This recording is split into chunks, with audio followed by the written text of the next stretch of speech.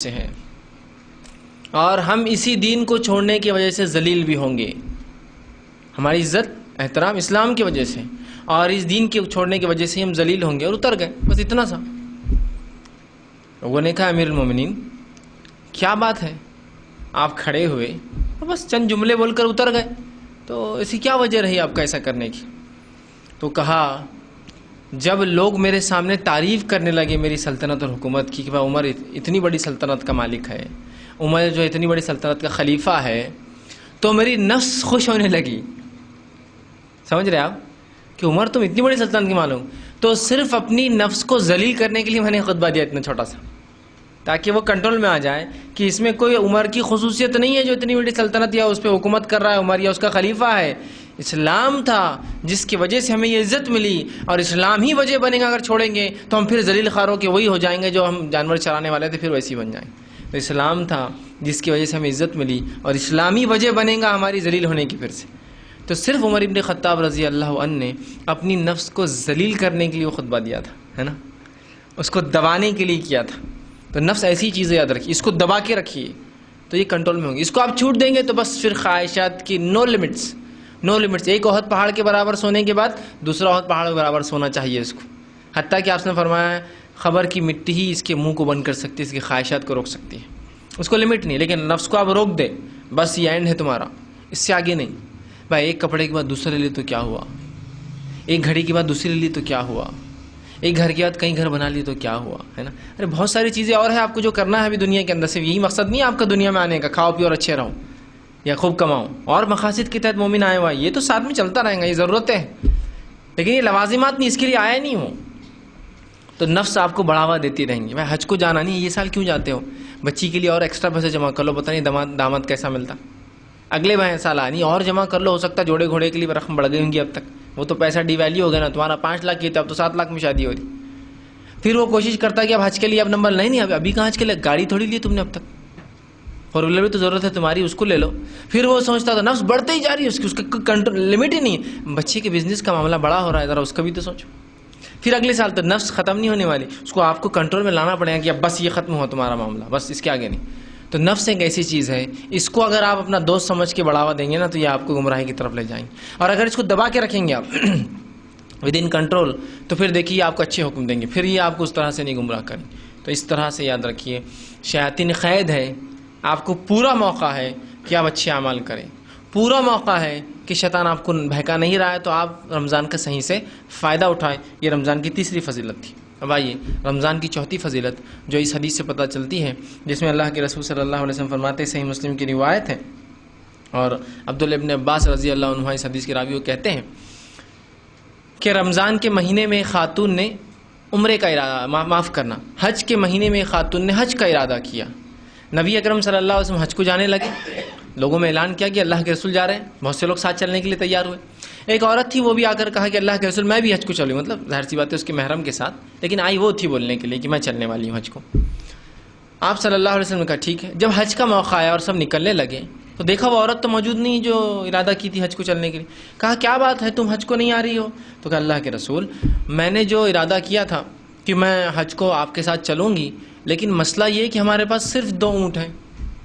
اب ایک اونٹ تو کھیتی باڑی کے لیے لگتا ہے، اس کے بغیر کھیتی باڑی ہو نہیں سکتی، اور دوسرا اونٹ ہے جو پانی لانے کے لیے لگتا ہے، اور دونوں بھی انسانی زندگی کو اس کے بغیر گزارا نہیں ہے۔ تجارت نہیں ہوگی تو مال نہیں کمائیں گا تو کہاں سے گزارا کریں گے، اور پانی نہیں تو بہرحال اس کے لیے، تو لہٰذا ابھی اونٹ کی کمی ہے۔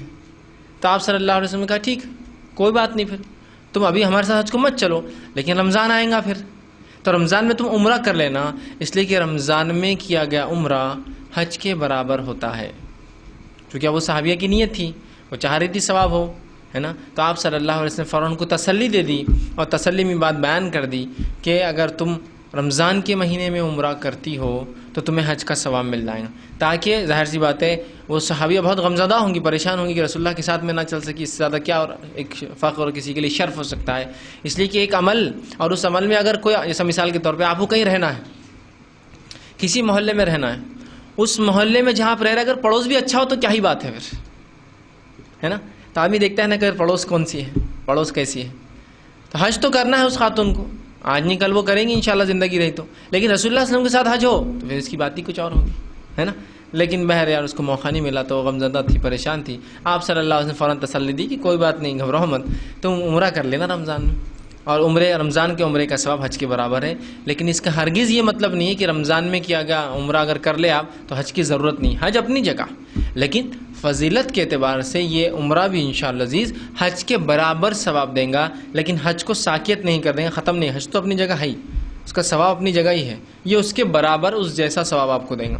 تو پتہ چل رہا ہے آپ کو کہ رمضان میں کیا گیا عمرہ حج کے برابر ثواب دیتا ہے. ٹھیک ہے. اور یہی حدیث کچھ علماؤں کے لیے وجہ بنتی ہے جنہوں نے یہ کہا کہ رمضان میں کی گئی نفل عبادت فرض کے برابر ثواب دیتی ہے، چونکہ عمرہ نفل ہے لیکن رمضان میں کرے تو فرض کیا. لیکن بہرحال میں یہ بات کہوں گا کہ بہرحال یہ علماء کا استدلال ہے، یہ ان کا فقہ سوچ ہے، اس کی لیکن کوئی دلیل نہیں یاد رکھی. ایسا بہت سے لوگ کہتے ہیں نا رمضان میں اگر نفل نماز پڑھے تو فرض نماز کے برابر ثواب، فرض نماز پڑھے تو 70 درجے ثواب. اس کی کوئی بہرحال ایسی صحیح روایت نہیں ہے کہ نفل فرض میں تبدیل ہو جائیں گے. ٹھیک. ہاں یہ بات ہے کہ عمرے کا ثواب حج کے برابر ملے گا، لیکن اس سے ہر چیز پہ لاگو نہیں کر سکتے ہم. ٹھیک. اس کے حد تک تو بالکل صحیح ہے، عمرہ کیجئے. اس لیے کہ رسول اللہ نے دوسری عبادتوں کو نہیں کہا کہ رمضان میں پڑھی گئی نماز فرض نماز کے برابر ہے اور ایک فرض نماز 70 کے برابر ہے. یاد رکھیے ایسی کوئی فضیلت بہرحال نہیں آتی ہے. ٹھیک. بہرحال اسی طرح روزہ اور روزے قیامت سفارش کرنے والا ہے. روزہ جو ہم صوم رکھتے ہیں رمضان میں، یہ روز قیامت کے دن سفارش کرنے والا ہے اس شخص کی جو اسے رکھتا تھا. اب سفارش کا تو کیا معاملہ ہے آپ بھی جانتے اور میں بھی جانتا ہوں. ہر آدمی دنیا میں ہی طے کر رہا ہے اس کا سفارشی کون ہونے والا ہے. کر رہا ہے نہیں کر رہا ہے؟ ساری دنیا سفارشیوں کے پیچھے تو بھاگ رہی ہے آج. بھائی ہمارے سفارشی فلاں ہیں، ہمارے سفارشی فلاں ہیں، اور یہ خود ساختہ سفارشی جو ہم بنا رہے ہیں واللہ عالم پتہ نہیں وہ خود اس پوزیشن میں آتے ہی نہیں آتے کہ وہ جنت میں جائے تو سفارش تو دور کی بات ہے. اللہ ہی بہتر جانتا ہے بھائی، ہم نہیں جانتے ہیں.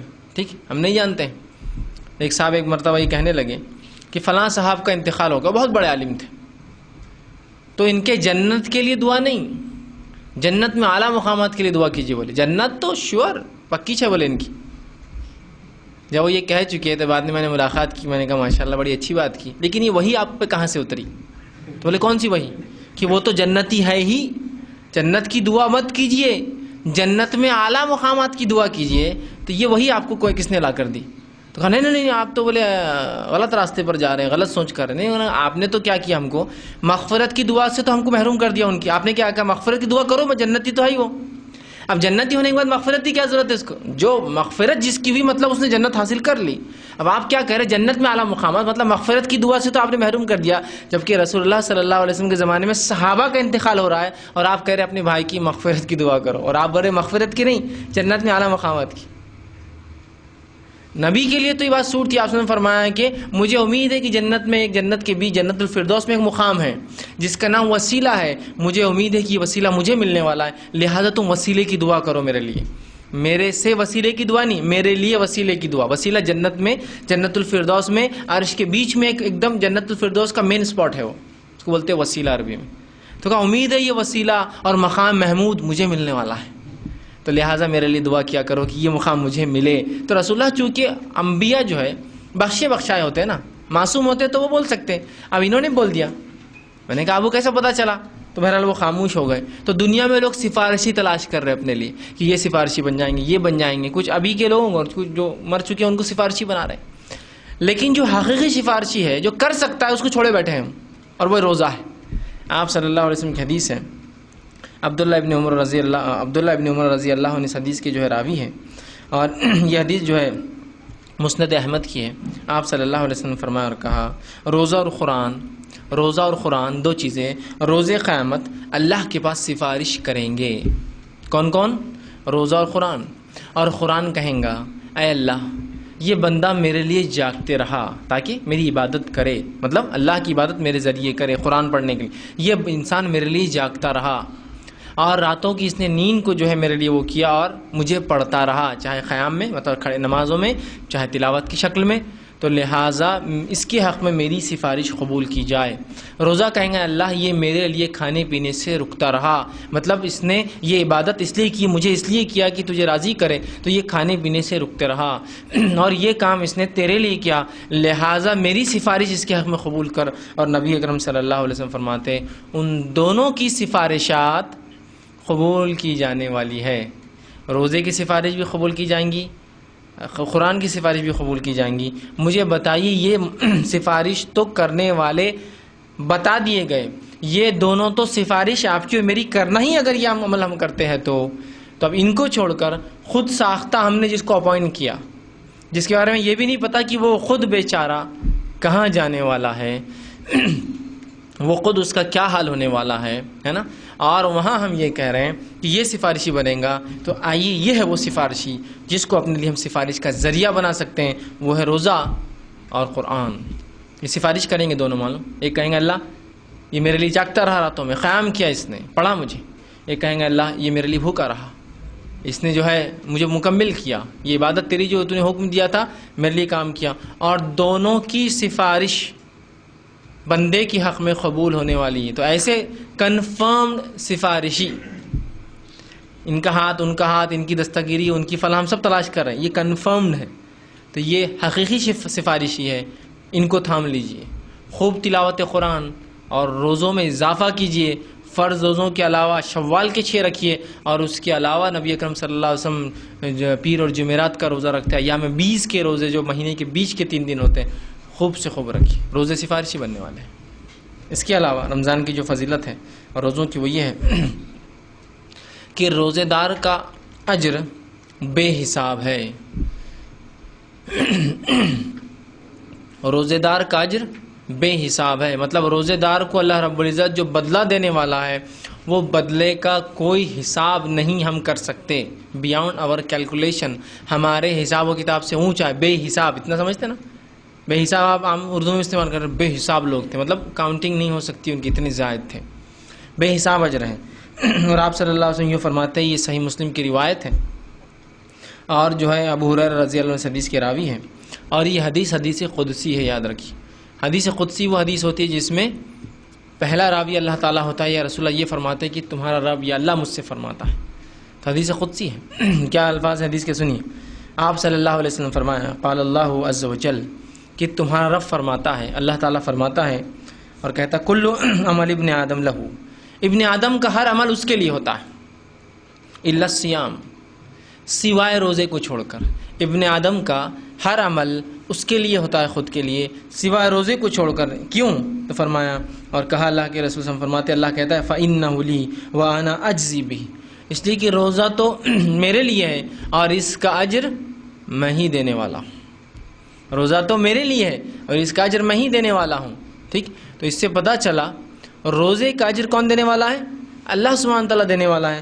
آگے آپ صلی اللہ علیہ وسلم فرماتے اور کہتے ہیں تو بس، ٹھیک، تو بس روزہ آنکھ سے ڈھال ہے، روزہ آنکھ سے ڈھال ہے، ایک ڈیفنس ہے، ٹھیک، اور پھر آگے فرماتے ڈھال ہے، لہٰذا، اس کے کنڈیشن ہے، لہٰذا جس روز تم روزہ رہو اس دن فحش گوئی نہ کرو، کنڈیشن اپلائیڈ، اگر روزے کو ڈھال بنانا ہے آنکھ سے اور روزے کا اجر بے حساب پانا ہے تو پہلی کنڈیشن، جس روز تم روزہ ہو تو فحش گوئی نہ کرو۔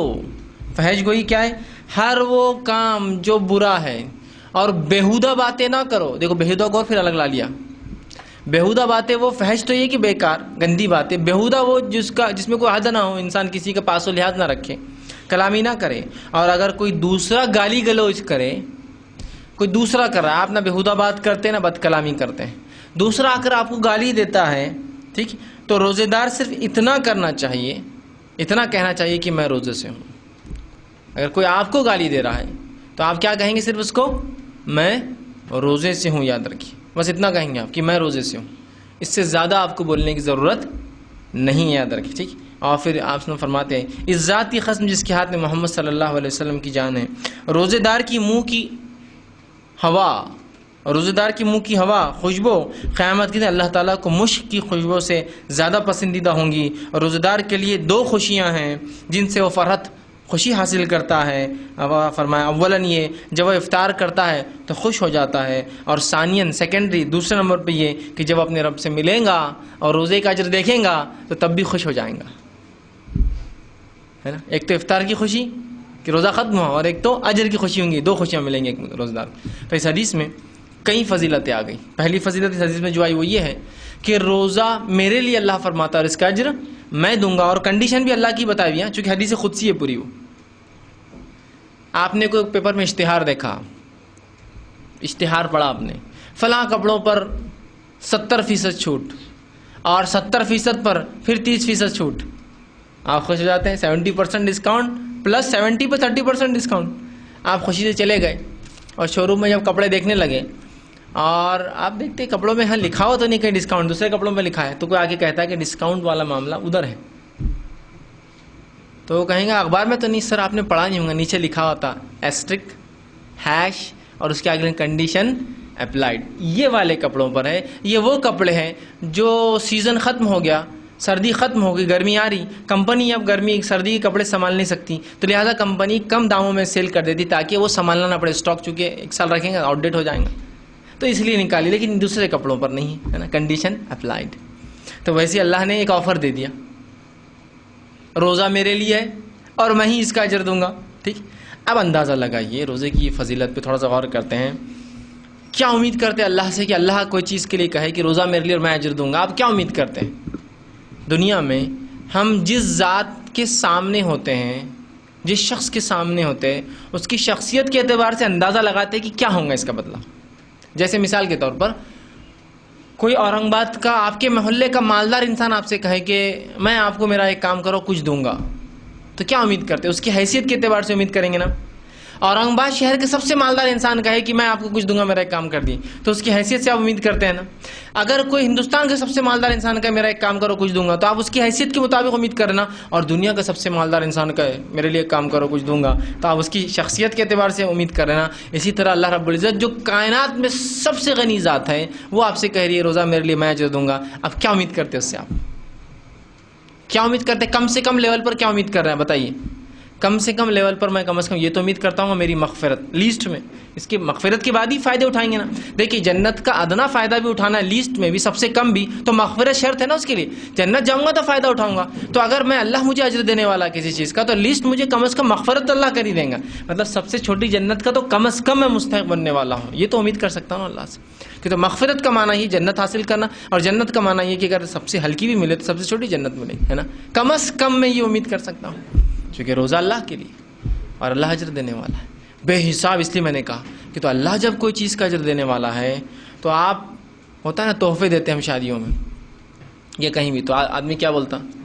یا تو دینے والا اپنی حیثیت دیکھے یا جس کو دیا جا رہا ہے اس کی حیثیت دیکھے. مطلب کچھ نہ کچھ ریلیونٹ تحفہ اس شخصیت کے اعتبار سے. سمجھ رہے ہیں بات کو؟ یہی ہوتا ہے نا، کچھ نہ کچھ تحفہ قیمت کے اعتبار سے نہیں، اس شخصیت کے اعتبار سے ریلیونٹ ہو، ہے نا. ایک آدمی کو آپ نے شادی اور تحفہ دیا اس کو ایک اچھا والا گوگل، وہ کبھی گوگل پہنتا ہی نہیں ہے، وہ آدمی گوگل کا شوقین بھی نہیں ہے، نہ کبھی پہنتا ہوا دیکھا، اس کا شوق کچھ اور ہی ہے. تو کوئی بھی کہیں گا اس کو گوگل کیوں دی تم نے، وہ نہیں پہننے والا. تم اس کو اس سے اچھا وہ جو کتاب پڑھتا ہے وہ دے دیتے، وہ جو چیز کرتا ہے وہ اس کو زیادہ فائدہ ہوتا تھا. سمجھ رہے نا آپ بات کو؟ سمجھ. تو اللہ رب العزت جو ہے ظاہر سی بات ہے انسان کو جو چیز چاہیے وہ دیں گا، اور کم از کم اس میں مغفرت تو میں سمجھتا ہوں کم از کم تو ہونے ہی والی ہے اس کے اندر، ہے نا. سمجھ رہے ہیں بات کو؟ تو روزہ میرے لیے ہے اور اس کا اجر میں ہی دینے والا ہوں، اللہ رب العزت فرما رہا ہے. ٹھیک، تو روزے کا اجر یاد رکھیے بہت زیادہ ہم نہیں جانتے. آئیے اسی حدیث میں رمضان کی دوسری فضیلت جو آ رہی، روزے کی دوسری فضیلت جو پتہ چل رہی وہی بہرحال اس کے بعد جو ہے دوسری فضیلت بتائی جا رہی ہے، روزہ آگ سے ڈھال ہے.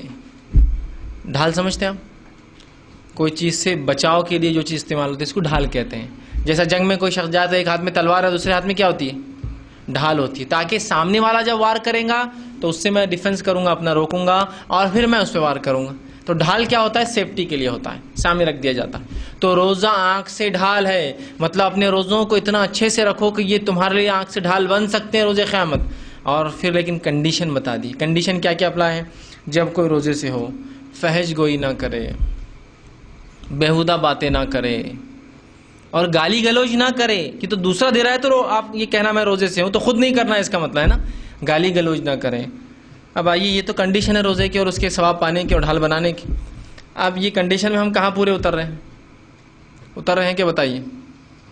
روزہ رکھنے کے بعد تو کتنی بےہودہ باتیں ہو رہی ہیں. اگر آفس میں باس ہے تو سبارڈینیٹ کو, اپنے نیچے والوں کو 10 گالیاں تو دینا ہی, کیوں تو بولے یہ گالی دیے بغیر کام نہیں کرتے, روزی کی حالت میں نہیں چلیں گا. فحش باتیں, بےہودہ باتیں تو ہم سے چھوٹی نہیں رہی ہے نا. اور جتنی زیادہ بےہودہ باتیں آدمی جس سے کرتا ہے بولے اتنا میرا پکا دوست ہے, جگری یار ہے, تو اتنی بےہودہ بات ہے نا. اتنا احترام میں آنا چاہیے جب آپ کا اتنا اچھا دوست ہے تو ٹھیک. تو بےہودہ باتیں ایک دم عام بات ہے نا. اور گالی گلوچ تو بہرحال کچھ لوگوں کے لیے تو ایسا ہے کہ وہ بات کرنا چھوڑ سکتے, گالی دینا نہیں چھوڑ سکتے. ان کو بولے گالی مت دو تو بولتے بات چھوڑ دوں گا لیکن گالی نہیں چھوڑوں گا, صرف گالیاں دیتے رہوں گا, پھر اگر بولے تو بات چھوڑ دیتا. حالات اس طرح سے گالیوں کی. اب ایسا شخص دیکھیے رمضان میں بھی کنٹرول نہیں کر پائیں گا اپنی نفس کو, اور رمضان کا اور روزے کا ثواب ضائع کر بیٹھتا ہے. بےہودہ بات میں ہر بری بات, فحش بات میں ہر گندی بات, اور گالی گلوچ میں ہر بری بات جو دوسرے کو کہی جاتی. دیکھیں بےہودہ اور فحش باتیں تو آپس میں ہو سکتی ہے, میوچل انڈرسٹینڈنگ سے بھی ہو سکتی ہے, کسی کو برا نہیں لگتا. گالی وہ ہوتی ہے جو میوچل انڈرسٹینڈنگ نہیں, اس کو چڑھانے کے لیے آپ دیتے ہیں. تو نہ آپس میں میوچلی کوئی گندی بات کرو, نہ دوسرے کو گالی دے کے گندی بات کرو, کچھ بھی نہیں چلے گا. اور اگر کوئی گالی دینے آ جائے تمہیں, کوئی تم سے لڑنے آئے تو کیا کہو؟ میں روزے سے ہوں, میں روزے سے ہوں, میں تمہیں اس کا جواب نہیں دے سکتا ہوں. سمجھ رہے آپ؟ تو آپ نے فرمایا کہ وہ صرف اتنا کہے کہ میں روزہ دار ہوں, اور فرمایا اس ذات کی قسم, تیسری فضیلت, جس کے ہاتھ میں محمد صلی اللہ علیہ وسلم کی جان ہے, اور روزے دار کی منہ کی ہوا, ٹھیک, اور روزے دار کی منہ کی جو ہے, آپ نے فرمایا کہ روزے دار کی منہ کی ہوا مطلب منہ کی خوشبو جو ہے, ٹھیک, وہ اللہ کو مشک زیادہ پسند ہے. مطلب یہ کہ جب ایک شخص روزہ رکھتا ہے اور اللہ کے لیے روزہ رکھتا ہے, جس سے اس کا پیٹ خالی ہوتا ہے نا روزے کی وجہ سے, اور پیٹ خالی ہونے سے ہوا میں سانس جو لیتا ہے قسم کی بدبو ہو جاتی ہے ہمارے لیے. تو اللہ رب فرمانا چونکہ یہ ایک عبادت میں کیا گیا عمل ہے, ایک عبادت کی وجہ سے یہ تکلیف انسان برداشت کر رہا ہے, تو اللہ کو وہ جو ہوا جو روزدار کی منہ کی ہوتی ہے وہ مشک سے زیادہ محبوب ہے. مطلب بتانے کا مقصد وہ پسندیدہ ہے, چونکہ ایک فرض عمل کرنے میں اس کو تکلیف اٹھانا پڑ رہی ہے, یہ ایک فرض عمل کرنے کی وجہ سے بدبو اس کے منہ پہ ہو رہی ہے. آپ نے منہ 10 بار بھی اگر دھویا رمضان میں تو یہ منہ سے بدبو آئیں گے, آپ بات کریں گے, چونکہ پیٹ خالی ہونے سے معدے میں جب آپ بات کرتے ہیں تو اس سے ایک قسم کی اسمیل ہو جاتی ہے, جو کہ زیادہ کھانے سے ڈکار کی شکل میں ہوتی ہے, اور کم کھانے کی وجہ سے یا نہیں کھانے سے بدبو ہو جاتی. تو کہا وہ چیز چونکہ اس نے رب کے لیے کر رہا ہے, ایک عبادت کے لیے کر رہا ہے, اللہ کو اتنی محبوب ہے کہ مشک کی خوشبو سے زیادہ محبوب ہے. تیسری فضیلت روزدار کی پتہ چلا, کتنی فضیلت اس کی منہ کی خوشبو, اس کی ہوا کے لیے اللہ فرما رہا ہے مشک زیادہ محبوب ہے. اور روزے دار کو 2 خوشیاں ملنے والی ہے. ایک خوشی تو دنیا میں افطار کے وقت ہی مل جاتی ہے, اور دوسری کہا جب میرے پاس آئیں گا نا روزے کا بدلہ لینے, تب اس کو دوسری خوشی میں دوں گا. اور ظاہر سی بات ہے آخرت میں خوش ہونا جنتیوں کی علامت ہے, اور آخرت میں رونا دھونا ماتم کرنا یہ جہنم کی علامت ہونے والی, چونکہ وہ روئیں گے دھوئیں گے اس لیے کہ وہ تو جہنم جا رہے ہیں, اور مومن تو خوش ہو جائیں گا, دنیا میں بھی خوش افطار کر کے, آخرت میں بھی خوش. ٹھیک, تو یہ خوشیوں کا فائدہ اٹھانے کے لیے, اس بے حساب اجر کے لیے, اور روزے کو اپنی ڈھال بنانے کے لیے ہمیں بد کلامی, بےہودہ باتیں, فحش گوئی, گندی باتیں, گالی گلوچ, سب چیزوں سے, برائی سے اجتناب کرنا پڑے گا, اپنے آپ کو مکمل طور سے بچانا پڑے گا. اور جب 30 دن کوئی اپنے آپ کو بچا لیں گا تو میں سمجھتا ہوں زندگی بھر, پھر سال بھر بھی آسان ہے بچانا, اور پھر زندگی بھر بھی آسان ہے بچانا. سمجھ رہے ہیں بات کو؟ یہ نہیں کہ 30 دن تک, صرف 30 دن تو ٹریننگ ہے نا, تو 30 days جب کوئی آدمی ٹریننگ میں رہا تو کیا 31st ڈے وہ فیل ہو سکتا ہے؟ کیا 30 دن جو آدمی نے ٹریننگ حاصل کی تو مہینے کے دوسرے پہلے دن وہ فیل ہو سکتا ہے؟ کسی امپلائی کو اس کے کمپنی نے کسی ٹریننگ کے لیے بھیجا اور ٹریننگ لے کر آئے 1 مہینے کا, اور سیکنڈ ڈے وہ فیل ہو سکتا ہے؟ کم از کم سیکنڈ ڈے تو امید نہیں ہے, سال 2 سال تو ٹریننگ پہ قائم رہیں گا وہ, کیونکہ اتنا پیسہ انویسٹمنٹ ہونا اس کے پیچھے. تو اسی طرح 30 دن آپ نے بد کلامی, بےہودہ باتیں, گندی باتیں, فحش گوئی سے اجتناب کیا. آپ کہیں نہیں بچ رہے, آپ بچیے, ابھی بھی آپ بچ سکتے ہیں. ٹھیک, اس لیے کہ یہ ٹریننگ تھا روزہ, اسی لیے تو دیا گیا مجھے اور آپ کو. ٹھیک ہے, تو بہرحال یہ 3 باتیں ایک ہی حدیث میں دیکھیے, 3 فضیلتیں روزے کے تعلق سے آ گئی.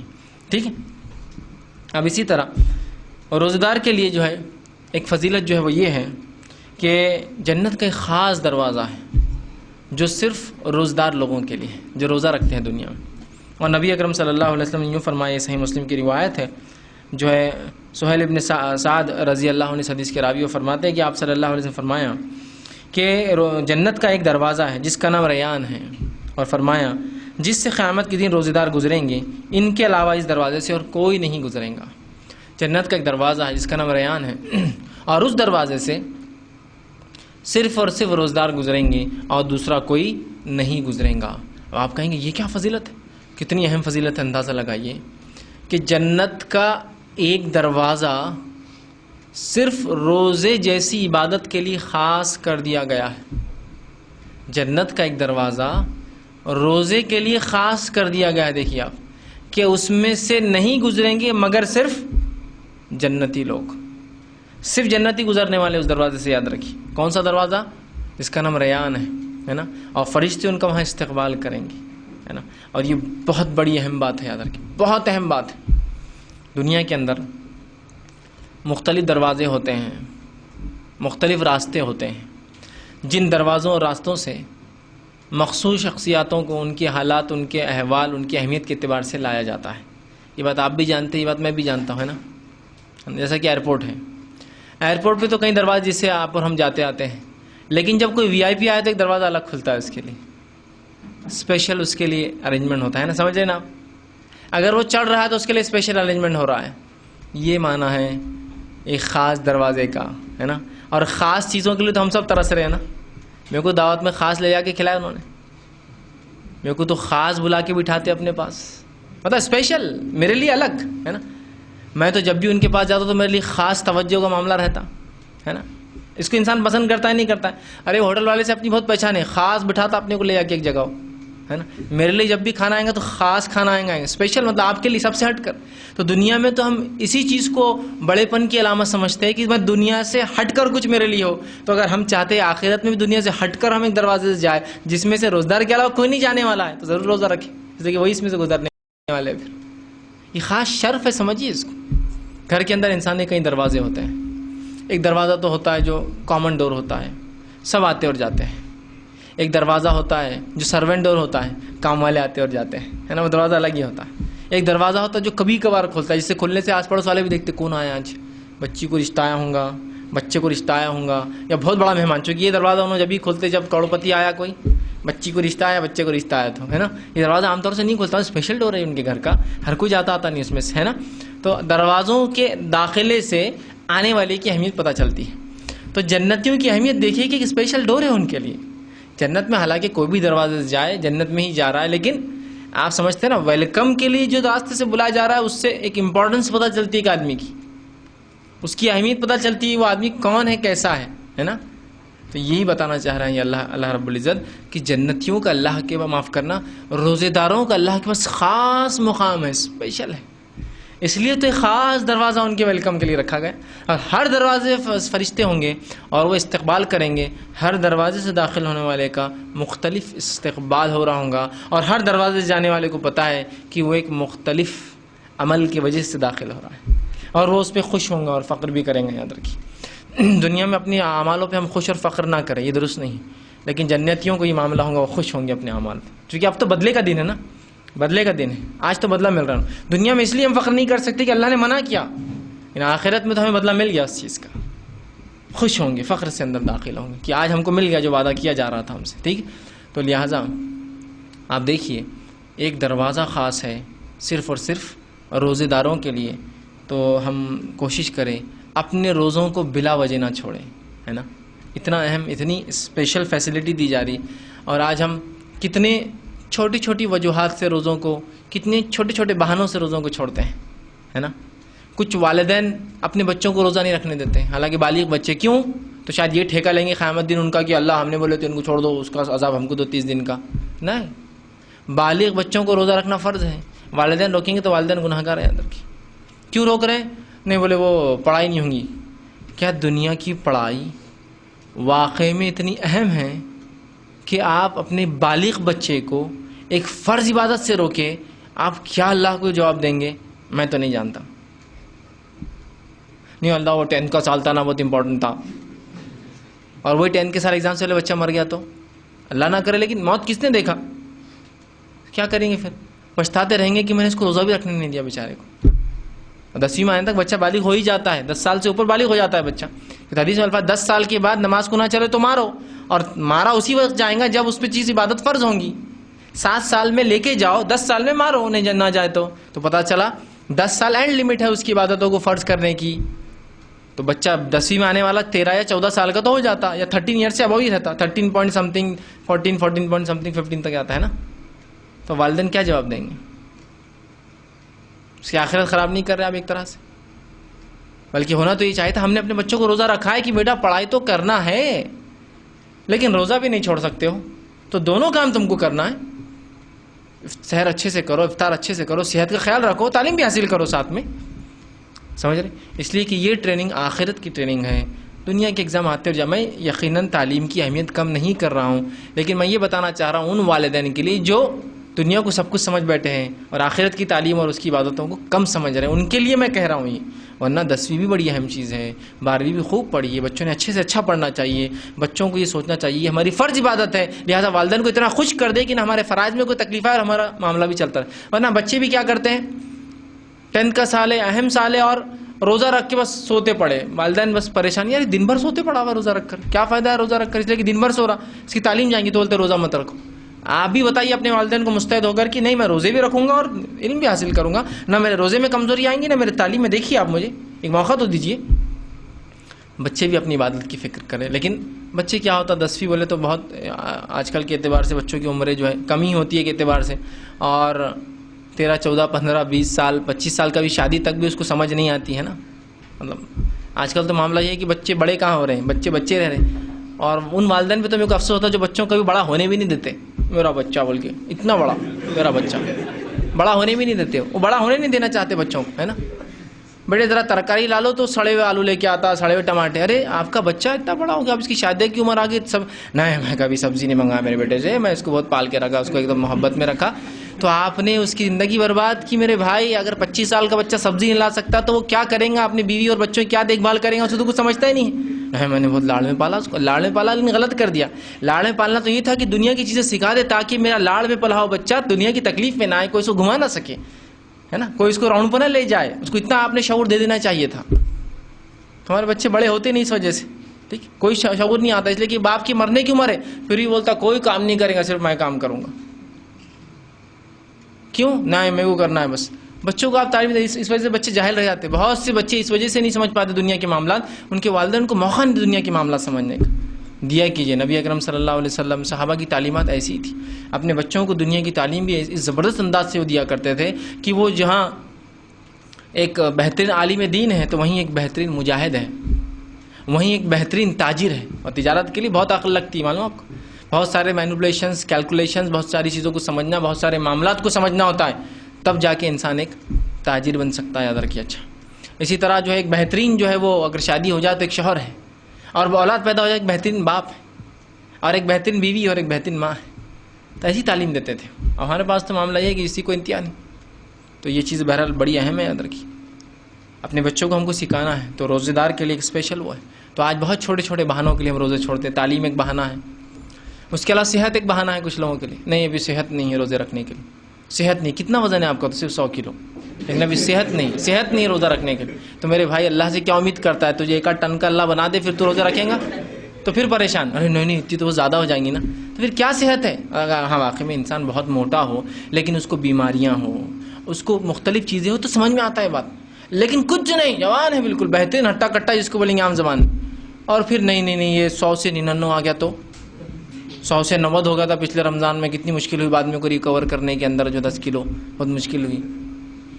صحت کا عجیب و غریب بہانہ. کچھ لوگ میں نے دیکھا رمضان کے روزے رکھتے ہیں, لیکن رمضان آنے سے 3 مہینے پہلے سے ٹینشن تاری رہتا ان کو.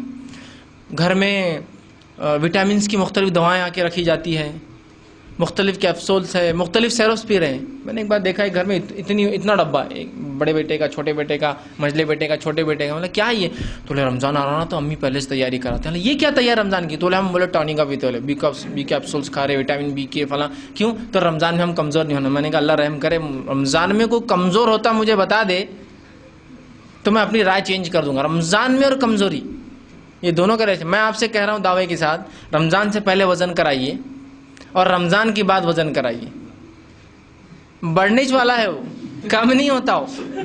کہ تو روزہ ہے, سحر خوب کرو بیٹا, روزہ ہے تو 3 ٹائم کا کھانا کھاتا ہے 1 ٹائم بیٹا, تو روزہ ہے نا.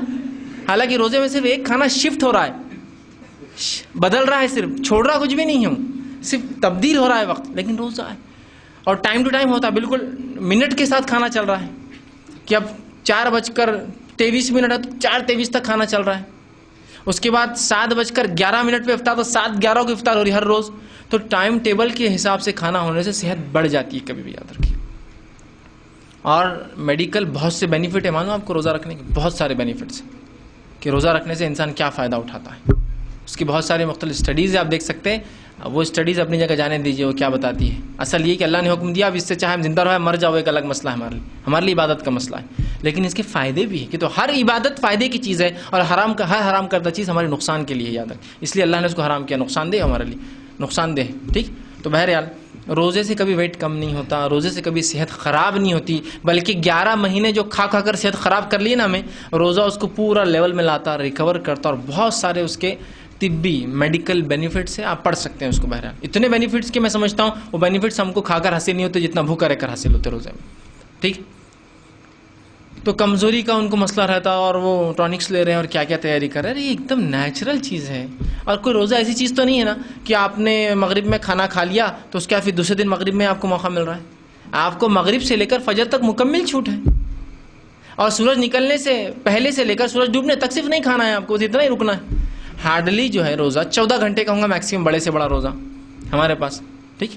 لیکن ایسے بھی لوگ ہیں، یاد رکھیے آج ہم 14 گھنٹے کے روزے پریشان ہیں کہ جو 16 گھنٹے کے روزے رکھ رہے ہیں، 18 گھنٹے کے روزے رکھ رہے ہیں، 20 گھنٹے کے روزے رکھ رہے ہیں، اور 22 گھنٹے کے روزے رکھنے والے لوگ بھی مجھے پتا ہے. معلوم آپ کو ایسے بھی روزے ہیں. بہت دور نہیں جانا ہے، جو یوروپین کنٹریز میں کبھی گئے یا کوئی رہا ہوں گا تو رات میں سمجھ لیجئے، ایک ایگزامپل کے لیے اٹلی کا لے لیجیے حال، رات میں مغرب 8:30 کو ہے، مغرب 8:30 کو ہے اور فجر 2:35 کو ہے. تو 8:30 بجے مغرب افطار کریں گے اور 2:35 سے روزہ پھر چالو ہو رہا ہے، اس کو دوسرے دن شام تک بھوکا ہے. ٹھیک. کینیڈا میں اگر آپ چلے جائیں گے تو مغرب تقریباً کم و بیش 9 ساڑھے 9 بجے ہوں گی اور فجر 11:30 بجے ہے، صرف 3 گھنٹے کے بعد فجر ہے. اور ظاہر سی بات ہے روزہ تو طلوع آفتاب سے پہلے سے غروب تک رہتا ہے، تو کتنا بڑا روزہ رکھ رہے ہیں بیچارے، 20 گھنٹے کے روزے رکھ رہے ہیں، ہے نا. وہ گورے بیچارے امریکن سے کتنے، لیکن جب اسلام لا لیے 20 گھنٹے کا روزہ بھی ان کے لیے کوئی معنی نہیں رکھتا. مطلب انداز لگائیے مغرب پڑھ کے اس کے فوراً کچھ منٹ بعد عشاء ہوتی ہے وہاں، اور اس کے بعد بالکل آپ کا جو ہے فجر کے لیے مطلب آپ سونا ہے، سونا نام کی چیز ہی نہیں. 11 بجے سے لے کر 2 بجے تک میں سب کچھ ہو جا رہا ہے، 3 نمازیں ہیں اور سب کچھ، اندازہ لگائیں. لیکن رکھ رہے ہوں، کر رہے ہیں لوگ. تو ہم ہندوستان میں تو 14.5 گھنٹے، ہم جس علاقے میں دنیا کے رہتے ہیں نا، یہ بہت اچھا علاقہ ہے، موسم کے اعتبار سے بھی 3 موسم نہ، وہاں تو سردیاں اور مشکلات میں زندگی ہے، برف گر رہی تو برف ہی برف ہے، اور سردی تو سردی ہے. وہ انسانی رہائش کے علاقے نہیں ہیں، اسی وجہ سے ہمارے علاقے میں آبادیاں بھی اتنی زیادہ انسانوں کی، کیونکہ واقعی میں انسانی رہائش کے علاقوں میں اللہ نے ہم کو پیدا کیا. یہ ہندوستان، پاکستان، ایسے علاقے جہاں آبادیاں پھیل سکتی ہے. انسانوں کو ایسے موسم اللہ نے دے رکھے، 3 موسم بھی ملنا نعمت اللہ کی. بہت کم علاقوں میں 3 موسم ہوتے دنیا کی. تو ہم ایسے زرخیز علاقے میں جہاں انسانی زندگی اتنی آسانی سے، اور دن بھی ایسا ہوتا ہے میکسیمم 14.5 گھنٹے سے بڑا دن نہیں ہے ہمارے پاس، اور منیمم تقریباً 11 گھنٹے کا ہوتا ہے. کتنی اچھی، کچھ جگہ تو دن ہی چل رہا ہے، کہیں کے دن، اور رات تو رات ہی چل رہی. کتنی اچھی بات ہے نا. اور آج یہاں اگر ہم بھوک کا کہیں تو پھر دوسروں کو کیا ہم کریں گے. اور اگر اللہ ہم کو یوروپ میں پیدا کرتا تو پھر تو روزے رکھنے کے لائق ہی نہیں ہوتے، یا پھر روزہ رکھتے تو بس بیڈ پہ ہو جاتے تھے، ہے نا. یہ اللہ کا فضل ہے کہ ہم کو اتنے اچھے علاقوں میں، اتنے اچھے زمین، ایسے زمانوں میں پیدا کیا اور اتنی سہولتیں دے رکھی. تو صحت کوئی وجہ نہیں ہے، مشکلات کوئی بہرحال وہ نہیں ہے. اور کچھ لوگوں کے لیے پتہ نہیں ایک عجیب مسئلہ رہتا ہے کہ بھائی اتنے دن روزے ایک ساتھ نہیں ہونے والے اپنے سے، اپن ایسی چیز کے عادی نہیں ہے، تو لہٰذا کچھ دن روزے رکھتے ہیں، کچھ دن چھوڑ دیتے ہیں، اپنی سہولت کے اعتبار سے روزے رکھتے ہیں. دیکھیے چھوٹی موٹی چیزوں کے لیے روزے مت چھوڑی. ایک چھوڑا گیا ہوا آپ کا روزہ بنا کسی وجہ شرعی عذر کے، یاد رکھیے آپ پوری زندگی بھر بھی روزہ رکھیں گے نا، اس ایک روزے کی برابری نہیں ہو سکتی فرض. یہ معاملہ نماز کا بھی یاد ہے، صرف روزے کا نہیں. ایک وقت کی نماز بلا وجہ چھوڑیں گے نا، ساری زندگی سجدے کریں گے تو اس کی برابری نہیں ہو سکتی. تو ویسے ایک وقت کا روزہ چھوڑا گیا. تو بہرحال کوشش کریں ہم روزوں کے تمام فائدے اٹھائیں، اور خواہ ان بہانوں پہ بہرحال روزے اپنے نہ چھوڑیں. بہرحال اپنی بات کو میں آج یہیں ختم کروں گا. آج الحمدللہ ہم نے کم بیش جو 7 سے 8 فضائل ہم نے دیکھے. کچھ فضائل رمضان کی بہرحال اور باقی ہیں. میں آنے والے جو اتوار انشاءاللہ عزیز وہ آگے کے فضائل بہرحال رکھنے کی کوشش کروں گا. اللہ رب العزت سے آخر میں دعا کہ اللہ سبحانہ تعالیٰ جو کچھ کہا سنا گیا اس پہ عمل کی توفیق عطا فرمائیں. ہم تمام کے لیے رمضان کو صحیح سے گزارنا آسان کریں. ہم تمام کے لیے رمضان کے صحیح فائدے اٹھانا آسان کریں. ہم تمام کے لیے تمام فضیلتیں جو بتائی ان فضیلتوں کو صحیح سے ہم کر سکے اس کی ہمیں توفیق دیں. جب تک ہمیں زندہ رکھے اسلام اور ایمان پر زندہ رکھیں. خاتمہ ہمارا ایمان پر ہو. وآخر دعوانا الحمدللہ رب العالمین. سبحان ربک رب العزت عما یصفون وسلام علی المرسلین والحمدللہ رب العالمین. بسم اللہ الرحمن الرحیم. إن الحمد لله نحمده ونستعينه ونستغفره ونعوذ بالله من شرور أنفسنا ومن سيئات أعمالنا من يهدي الله فلا مضل له ومن يضلل فلا هادي له وأشهد أن لا إله إلا الله وحده لا شريك له وأشهد أن محمدا عبده ورسوله وبعد فإن خير الحديث كتاب الله وخير الهدي هدي محمد صلى الله عليه وسلم وشر الأمور محدثاتها وكل محدثة بدعة وكل بدعة ضلالة وكل ضلالة في النار. وقال عز وجل في القرآن المجيد أعوذ بالله من الشيطان الرجيم بسم الله الرحمن الرحيم يا أيها الذين آمنوا اتقوا الله حق تقاته ولا تموتن إلا وأنتم مسلمون. وقال يا أيها الناس اتقوا ربكم الذي خلق من نفس واحدة وخلق منها زوجها بث منهما رجالا كثيرا ونساء واتقوا الله الذي تسألون به والأرحام إن الله كان عليكم رقيبا. وقال يا أيها الذين آمنوا اتقوا الله وقولوا قولا سديدا يصلح لكم أعمالكم ويغفر لكم ذنوبكم ومن يطع الله ورسوله فقد فاز فوزا عظيما. اللهم صل على محمد وعلى آل محمد كما صليت على إبراهيم وعلى آل إبراهيم إنك حميد مجيد. اللهم بارك على محمد وعلى آل محمد كما باركت على إبراهيم وعلى آل إبراهيم إنك حميد مجيد. وقال عز وجل في القرآن المجيد أعوذ بالله من الشيطان الرجيم بسم الله الرحمن الرحيم یا ایھا الذین آمنوا کتب علیکم الصیام کما کتب علی الذین من قبلکم لعلکم تتقون. تمام تعریفیں اس اللہ عز و جل کے لیے لائق و زیبا ہے جو تمام جہانوں کا بنانے والا اور اسے پالنے والا ہے، اور درود و سلام اس کے آخری نبی محمد صلی اللہ علیہ وسلم پر. الحمدللہ ہم تمام یہاں اس ہفتے واری درس قرآن کے لیے جمع ہوئے ہیں، اور پچھلی بار ہم نے جو سلسلہ شروع کیا تھا اور یہ طے کیا تھا کہ انشاءاللہ عزیز پچھلے اتوار اور اس اتوار میں رمضان کے فضائل کے تعلق سے کچھ باتیں رکھوں گا، جس میں سے پچھلے اتوار کچھ فضائل ہم نے بہرحال رمضان کے دیکھے بھی، اور ہم نے جانا کہ رمضان کتنا اہم مہینہ ہے، اس کے کتنے اہم فضائل ہیں، اور اگر ایسا مہینہ پا کر بھی اگر کوئی اس کو گنوا دے، ضائع کر دے، اس کا فائدہ نہ اٹھا سکے تو اس سے زیادہ بدنصیب اور بدبخت آدمی نہیں ہو سکتا. یاد رکھیے، اس لیے کہ یہ مہینہ مغفرت کا مہینہ ہے.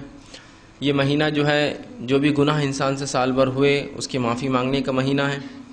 یہ مہینہ اپنی مغفرت کروا کے اپنے رب کو راضی کرنے کا مہینہ ہے. اور بہرحال یہ بہت ہی اہم مہینہ ہے. انشاءاللہ آگے اور کچھ فضائل جب رکھوں گا تو یہ بات واضح ہوگی آپ کے ذہن میں کہ یہ مہینہ کتنا اہم مہینہ ہے. اب آئیے اس کی اور فضیلتوں میں جو فضیلت آتی ہو یہ ہے کہ رمضان کا مہینہ وہ مہینہ ہے جس کو اللہ رب العزت نے اپنی ایک فرض عبادت روزے کے لیے چنا. اس سے بھی بہرحال اس مہینے کی عظمت اور اہمیت پتہ چلتی ہے کہ ایک فرض عبادت روزہ جو ہم پر فرض ہے، اور اس فرض عبادت کے لیے اللہ رب العزت کا رمضان کا مہینہ چننا، میں سمجھتا ہوں آپ لوگ سمجھ رہے کہ اپنے آپ میں یہ بہت خصوصیت کا حامل ہے نا. اس لیے کہ ہر فرض عبادت کے لیے اللہ رب العزت نے مخصوص ایام مخصوص وقت چنے، وہ اس کی ذات سے اس کا تعلق ہے. مطلب ہم نہیں جانتے اس نے ایسا کیوں کیا. جیسے کہ حج کے لیے ذی الحجہ اس نے چنا، تو ذی الحجہ ایک بہت محترم مہینہ ہے، یاد رکھیے، اس لیے کہ وہ حج کا اور اس کے ابتدائی 10 ایام بہت اہمیت کے حامل ہیں. اسی طرح اللہ نے اپنی ایک فرض عبادت روزے کے لیے بھی ایک مہینے کا انتخاب کیا، اور وہ مہینہ ہے رمضان کا، اور روزے کے لیے پورے مہینے کا انتخاب کیا. حج ذی الحجہ تو بہرحال حج کے لیے کچھ ایام ہوتے ہیں، یا تو پورا مہینہ ہے. تو اس سے بھی میں سمجھتا ہوں اس کی فضیلت پتہ چلتی ہے کہ رمضان کتنا اہم مہینہ ہے کہ اللہ نے اس کو اپنی ایک فرض عبادت کے لیے انتخاب کیا.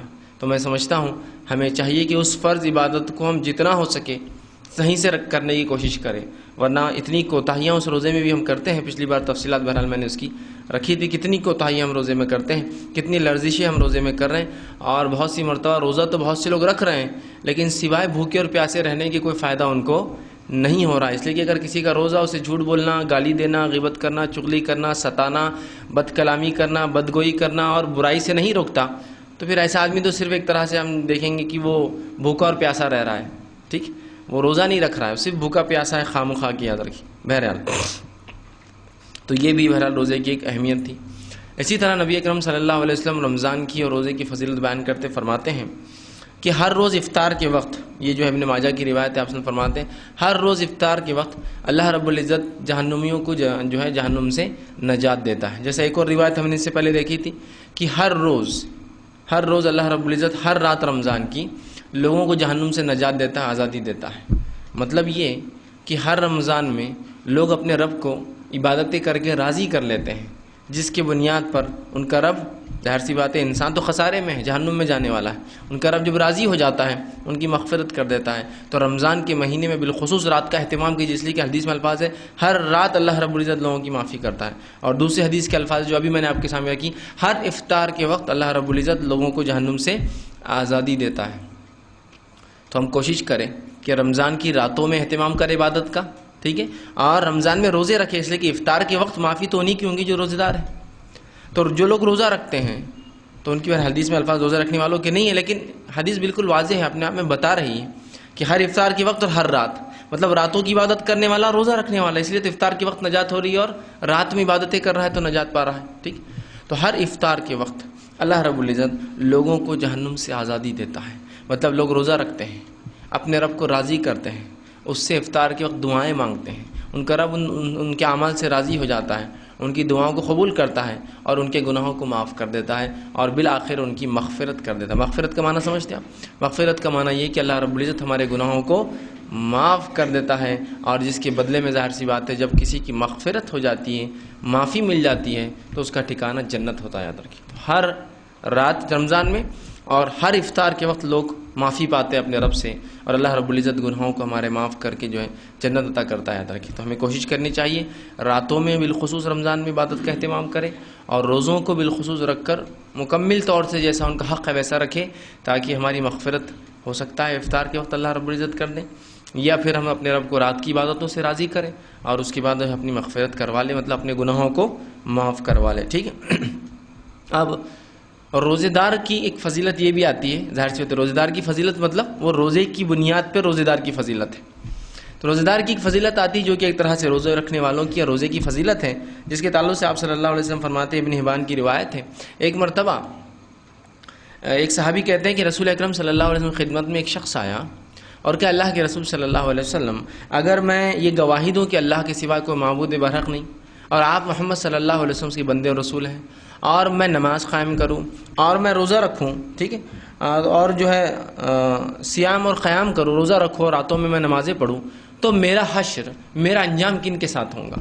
کیا سوال کیا کہ اللہ کے رسول صلی اللہ علیہ وسلم، اگر میں شہادت دوں، نماز قائم کروں، رمضان کے روزے رکھوں اور رمضان میں قیام کروں، صیام اور قیام کروں، ٹھیک ہے، رمضان کے قیام کی بہت فضیلت ہے، یاد رکھیں، صیام اور قیام کروں تو میرا کیا معاملہ ہوگا؟ میرا کیا معاملہ ہوگا؟ تو نبی اکرم صلی اللہ علیہ وسلم فرماتے ہیں، اور اس نے سوال کیا میرا کن لوگوں میں شمار ہوگا، کن میں کاؤنٹ کیا جاؤں گا؟ تو آپ صلی اللہ علیہ وسلم فرماتے ہیں کہ تیرا شمار صدیقین اور شہداء میں ہوگا۔ کیا فرمایا آپ صلی اللہ علیہ وسلم نے؟ کہ تیرا شمار صدیقین اور شہداء میں ہوگا، مطلب وہ شخص جو توحید پر ہو، جیسے الحمدللہ ہم سے مسلمان ہوتے ہیں، نماز پڑھے، یقیناً کوئی مسلمان بغیر نماز پڑھے کہ مسلمان نہیں ہو سکتا، تو نماز پڑھے، اور رمضان کے روزے رکھ کر قیام بھی کرے رمضان میں، تو پھر اس کا شمار روزے قیامت کن میں ہوگا؟ صدیقین اور شہداء۔ اور آپ سب جانتے ہیں اللہ کے پاس مومنوں کے 4 درجات ہیں۔ سب سے پہلا انبیاءوں کا درجہ ہے، سب سے اونچا، انبیاءوں کے بعد صدیقین کا درجہ ہے، صدیقین کے بعد شہداء کا درجہ ہے، اور شہداء کے بعد صالحین کا درجہ ہے۔ تو یہاں اگر کوئی توحید کے ساتھ نماز قائم کرتا ہے اور روزہ رکھ کر قیام کرتا ہے تو اس کا شمار 3rd کیٹیگری، 2nd اور 3rd کے ساتھ ہونے والا ہے، مطلب صدیقین اور شہداء کے ساتھ وہ رہنے والا ہے، اندازہ لگائیے۔ اور صدیقین اور شہداء کے ساتھ مقام ملنا کوئی معمولی چیز نہیں، کوئی معمولی چیز نہیں۔ ویسے کوئی بھی کیٹیگری میں انسان اس میں ہو، وہ فضل اور شرف کا حامل ہو جاتا ہے، اللہ کی رحمت کا مستحق بن جاتا ہے۔ انبیاء تو خیر چھوڑ دیجئے، آخری نبی چلے گئے، نبیوں کا سلسلہ ختم ہوا۔ اب اس کے بعد ہر مومن کے لیے 3 کیٹیگریز باقی ہیں آج بھی، صدیقین کا درجہ، شہداء کا درجہ اور صالحین کا۔ تو دیکھیے آپ، مطلب جو درجات نبی کے بعد باقی ہے وہ درجات میں سے 1st یا 2nd میں آنے والا ہے، وہ اگر کیا کرتا ہے تو توحید پر قائم ہے، نماز قائم کرتا ہے، رمضان کے روزے رکھ کر رمضان میں قیام کرتا ہے، اور قیام سے مراد راتوں میں کھڑے رہنا، مطلب راتوں میں عبادت کرنا، تو اس کا شمار ایسے شخص کا 2nd اور 3rd کیٹیگری میں ہوگا، یا اگر نبیوں کو چھوڑ دے چونکہ اب نبی نہیں ہے تو 1st اور 2nd کیٹیگری میں ہوگا، صدیقین اور شہداء۔ اور کون ایسا شخص ہے جو ان لوگوں کے ساتھ شامل نہیں ہونا چاہیں گا؟ جو صدیق ہے، صدیق کا معنی ہوتا ہے سچے لوگ، جنہوں نے نبوت کی گواہی دی جبکہ لوگ جھٹلا رہے تھے، جن میں سب سے اول سر فہرست جو ہے ابوبکر صدیق ہے نا۔ جب دنیا نے انکار کیا رسول اللہ صلی اللہ علیہ وسلم کا، ابوبکر نے اقرار کیا. جب دنیا آپ کو ٹھکرا رہی تھی ابوبکر نے آپ کو اپنایا تو آپ صدیق ہو گئے، سچے ہو گئے، تصدیق کرنے والے ہو گئے.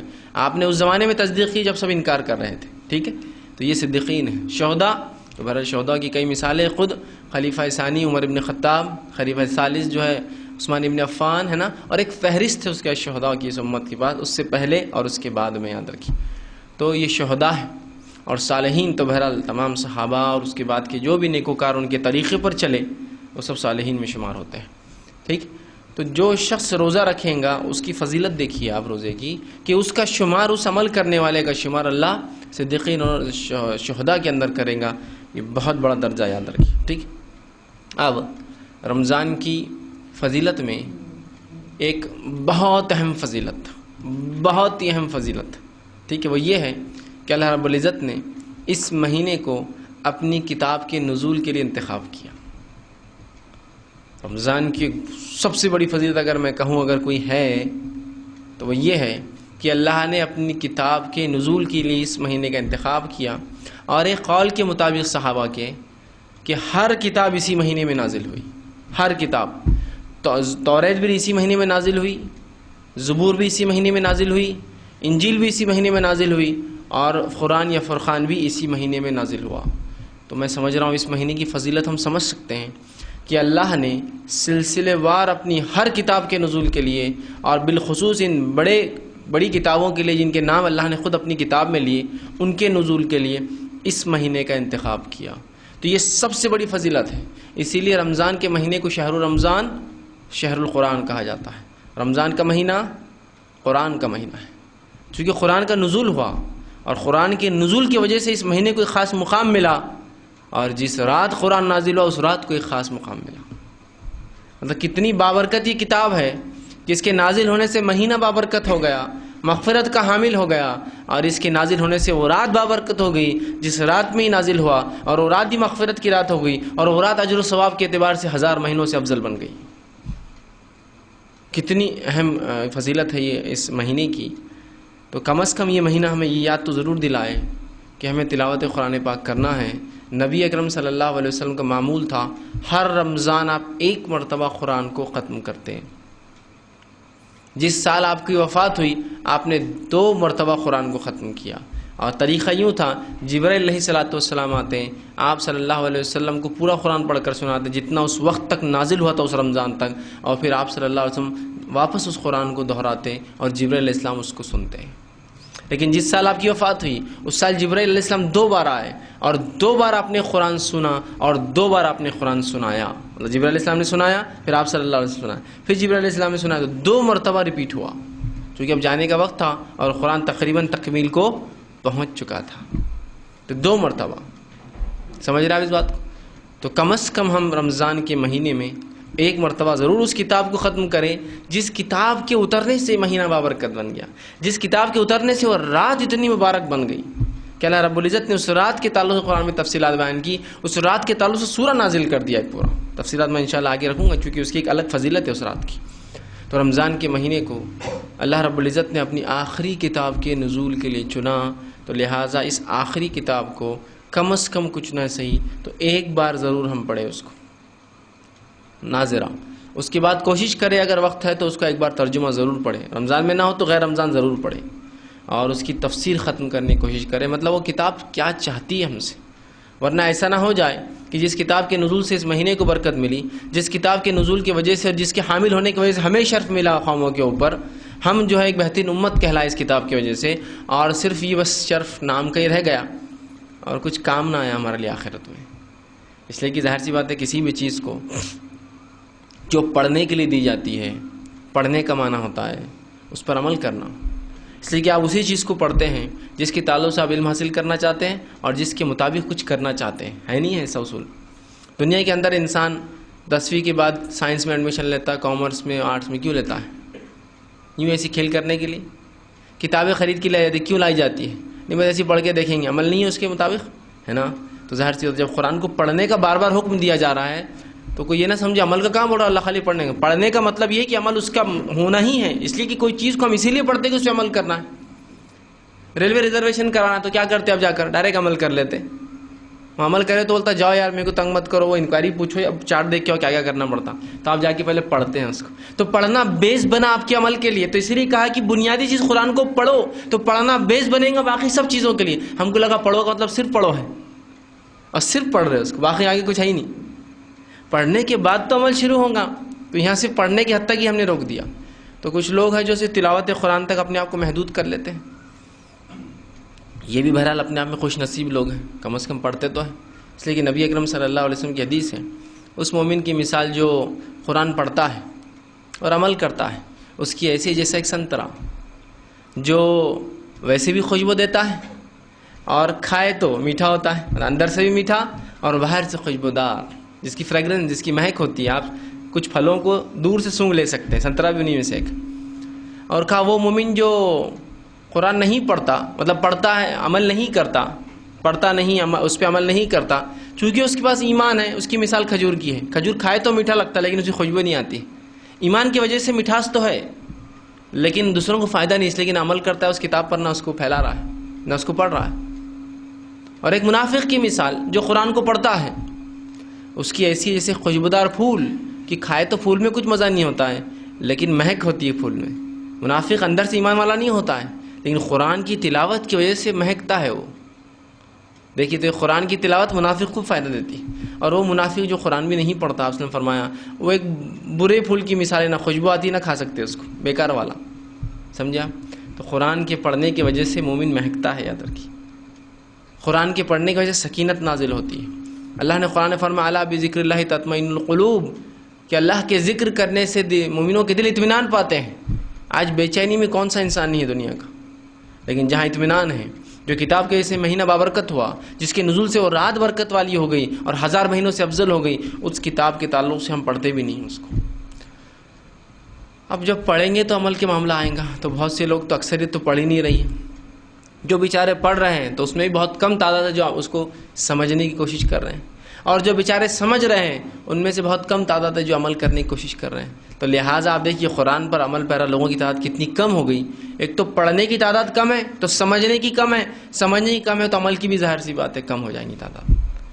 تو بہت زیادہ ضرورت نہیں ہے آج ہم کو کہ ہم قرآن کو تھام لیں، قرآن کے حامل بن جائیں، قرآن کے پڑھنے والے بن جائیں، قرآن کے سمجھنے والے بن جائیں، قرآن پر عمل کرنے والے بن جائیں، تاکہ دنیا بھی کامیاب ہو اور اینڈ رزلٹ جس کے لیے ہم سب دنیا میں کرتے ہیں وہ آخرت بھی کامیاب ہو جائے. تو یہ کتاب کو تھامنا ضروری ہے.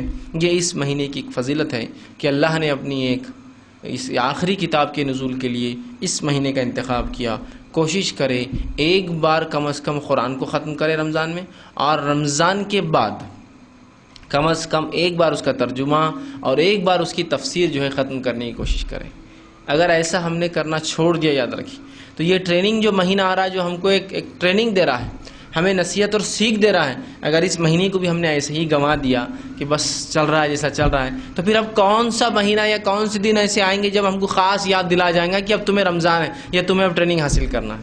تو کوشش کریں اس مہینے کو کیسے نہ کیسے ایڈجسٹ کر کے نمازوں کا اہتمام شروع کر دے، کسی نہ کسی طرح سے ایڈجسٹمنٹ کر کے ہم اپنے روزوں کو برابر کریں، کسی نہ کسی طرح سے ہم وقت نکال کے قیام کریں، کسی نہ کسی طرح سے ہم وقت نکال کر جو ہے صیام کو اپنے درست کریں، کسی نہ کسی وقت نکال کے ذکر و اذکار میں اضافہ کریں، دعاؤں میں اضافہ کریں اور اس مہینے کا صحیح سے فائدہ اٹھائیں.